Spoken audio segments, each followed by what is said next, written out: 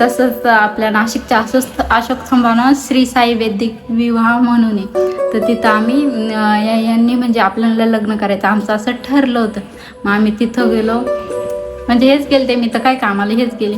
मग सगळी माहिती भीती भरून त्यांनी म्हणजे माहिती भीती काढून मग आम्ही ते एक स्टेप उचलली लग्नाची. मग आम्ही तिथं लग्न केलं.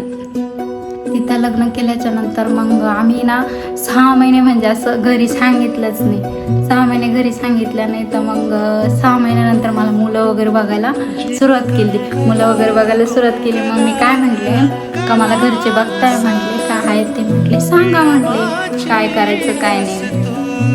तर मग त्यांच्या म्हणजे माझ्या सासरे ना पुण्याला कामाला होते, पण आमच्यावरती पहिली जी सिच्युएशन होती ना, तर त्यानुसार मग आम्ही ह्या टायमला पूर्ण प्लॅनिंगमध्ये असल्यामुळे ना मग घरातून मी माझ्या मावशीकडेच होते त्या टायमाला.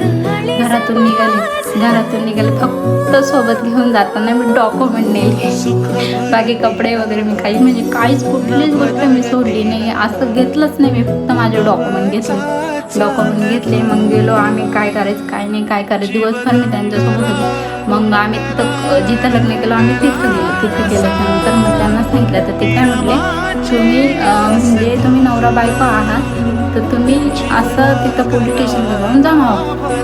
तर आम्ही तिथं गेलो, तर ते पोलिस पण आम्हाला म्हणायला लागले आम्ही काहीच करू शकणार नाही म्हणून, तुम्ही कायद्याने नवरा बायको आहात. ज्या टायमाला तुम्ही तुमच्या घरी माहीत झाला तेव्हा काही गोष्टी घडल्या, त्या टायमाला आम्ही सहभाग घेऊ.